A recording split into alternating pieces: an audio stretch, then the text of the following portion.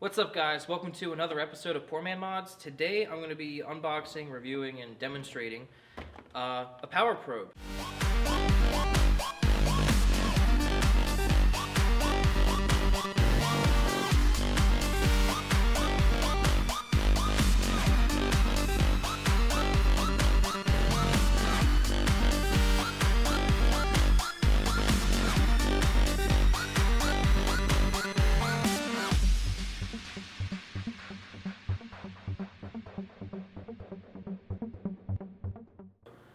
No, this is not a bedroom toy. This is a automotive diagnostics tool. It is a power probe. It's to diagnose anything electrical, really. My friends over at JB Tool Sales hooked me up with this so they can help me figure out my headlight situation. This tool should be able to do the job. This is a really awesome tool. Unfortunately, I've never used one and I don't really know how to use one yet, so I'm not going to do the review of this tool or demonstration of this tool right this second. I'm going to open it for you guys, but then I'm going to use it and get familiar with it, and then I will review it for you because I don't want to give you an uneducated review or demonstration of this tool. So I'm going to open it for you, show you what's inside, and then through the power of editing, I will later show you how to use this. Okay, so here is the power probe. I will have a link in the description of where you can get this from JB's website. Opens up pretty easily.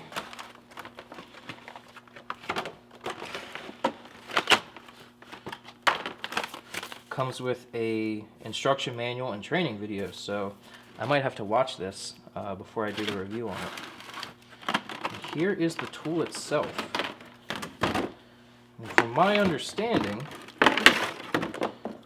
you hook these up to the battery, positive and negative, and then you hook it up to the tool, and then this allows you to apply power and I think ground to objects, so you can test switches, relays, lights, and all that stuff. It's a really helpful tool. Way better than just a test light or a multimeter. Let's see how long it is. It says it can go bumper to bumper for your car, which that's a pretty big claim, and I hope I can because my trunk has my battery in it and I need to diagnose my headlights. So I really do need to go bumper to bumper with this thing.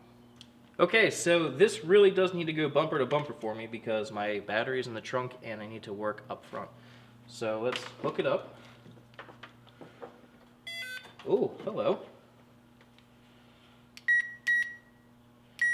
I've got 12.6 volts. It does have a voltmeter on it.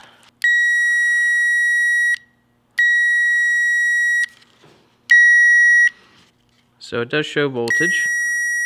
I'm not sure why it's backwards on the screen that I'm looking at, but it's showing me 12.6, and there is a LED on it. This is an audio switch, so you can turn the beeping on or off. And now let's see if it will reach the front of the car. What happens when someone has their battery in the front and they need to test something in the rear? Yeah. I mean, you gotta have 20 feet. Alright, well, I am all the way over. I'm all the way over at the other side of the car, so I think it works. Or it reaches. Yeah. It's got room to spare. Yeah. I can touch the mirror wrapping all the way around the car. Super helpful. Super. So this thing is looking pretty promising already. It's reaching the area that I need it to. I am going to now educate myself with this tool. And then with the power of editing, I will come back and show you how to use this tool. Okay, now I've had a little bit of time to work with this power probe. I'm by no means an expert with it yet, and I'm not able to watch their instructional DVD because I took the CD drive out of my MacBook so I could have 2 hard drives. I don't have a DVD player, and there's no way I'm taking my Fallout 4 out of my PS4. So I looked up some YouTube videos on how to use it, got to use this a little bit, used it to fix my headlights, and I'm going to show you the basic features, which are probably the most useful ones and the ones you'll probably use the most out of this tool. There are some other features which with my abilities, I wouldn't be able to show you them properly, or be able to execute them effectively, or even be able to explain it to you. I'll go into those later, but since this one didn't come with a case, this was, I guess, like the base model of the Power Probe 3. It didn't come with a case, so I went to the dollar store and bought a Tupperware container for $1, and it works pretty well. It protects it. So we're going to take this Power Probe out, and I'm going to show you with my fan circuit here how this tool works. It's a pretty basic circuit, and I'll be able to show you what all you can do with it. There is an LCD screen on here, and this is a ground indicator and a power indicator. Okay, so this lead right here should be coming right from my battery. And it lit up red. The positive indicator lit up red. And it's telling me that I have 12.5 volts. I'll see if I can get the camera to look at that. So you saw that it was displaying 12.5 volts, and you also heard that it was very annoying. So what you can do, this button cycles through the modes, but it's also a mute button. So you can press it and turn that annoying beep off if you want. So all you see is the indicator light, but if you press it again, you'll hear the noise. And that noise means power. Now you can do the same thing but with ground. So for instance,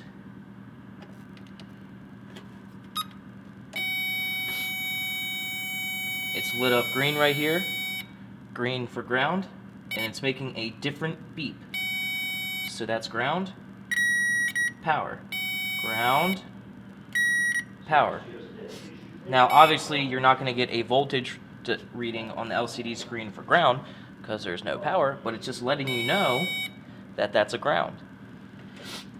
Now with this, you can apply power and apply ground to test devices or relays or even switches. And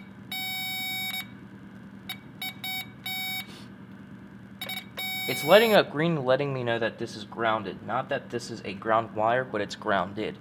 So since I know that this wire runs to the fans, I can apply power.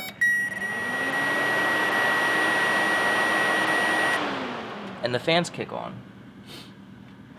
Now I can test to see if the relay works by sending power to the relay side to see if it trips over and sends power to the fans. Because that was directly on the wire that runs to the fans. Now, this is the signal. So when I flip the switch in the car, this prong on the relay gets the power. And it trips the relay and sends power to the fans. So I send power to it. You can hear the relay click. I don't know if you can actually hear it on the video, but I can feel it and hear it clicking. And that's showing that the relay works and the fan works. So this, if you wanted to diagnose this problem step by step, you would start at the fans or by the fan wire and be like, so if your fans are not working and you want to test to see why they're not working, you could start out with the fans themselves and say, okay, if I apply power to them, do they actually work? Yes, they do. But say you're turning on the switch and they're not working, but if you apply power, they work. So what could be the problem? Well, maybe it's the relay. Okay, well, let's see if the relay clicks. Okay, well, I just applied power to the relay. It clicked over and sent power. So the relay must be good, and the fans must be good. Maybe it's the switch. And then you can go to the switch and send power from the switch with this. So by doing this, you can say, okay, the fans are good, the relay's good, then you work your way back to the switch and determine if the switch is good or not. Now you can also apply ground with this, and I will show you how to do that. So this right here is the ground for my fans. Might not be the best place or the smartest place, but you know, that's where I put it. So I'm going to disconnect the ground for the fans.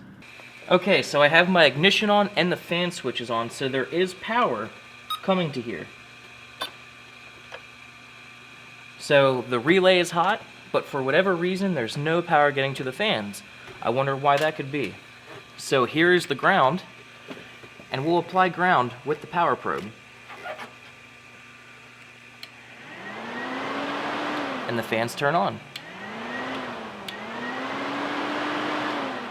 So now we determined that the reason the fans were not working was because there was a bad ground, and we applied the ground with this. Now, what if you have something that doesn't have power hooked up to it or ground hooked up to it? Say you have a light bulb or something that you need to test. Okay, now just for demonstrating purposes, say you wanted to test, let's say, a light bulb, or even the fans, and you wanted to isolate everything. You wanted to make sure that you're only testing the fans themselves, or the light bulb. So what you can do, you can apply ground and power at the same time with the power probe. Now it might be hard for me to do this, but for this light bulb, I'm going to apply power and ground to these points. I'm not sure exactly, terminals. I guess that's what they're called. Now what I was doing earlier was just applying power or ground. I wasn't able to do it at the same time. But with this alligator clip that's connected, you can apply ground. See if I can do this without dying. And you can apply power at the same time. See?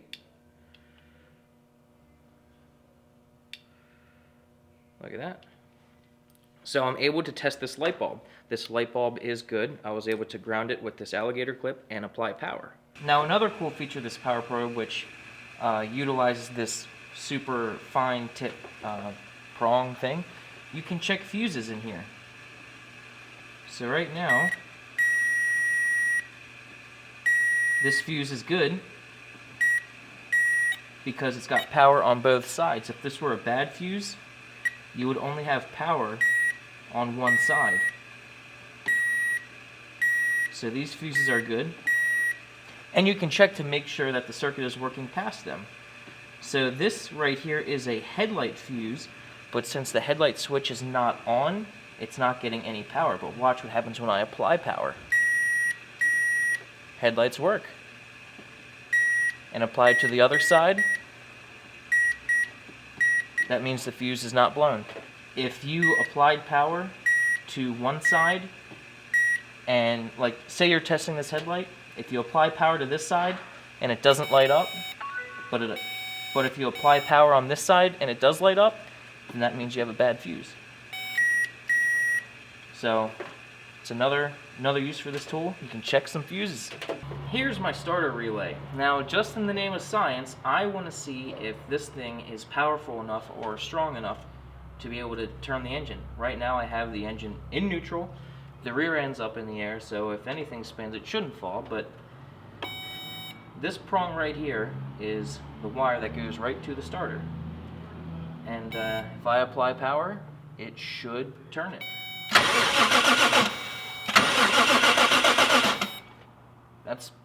That's pretty awesome. This thing was able to turn the engine. I love it. Try the other side. Nope.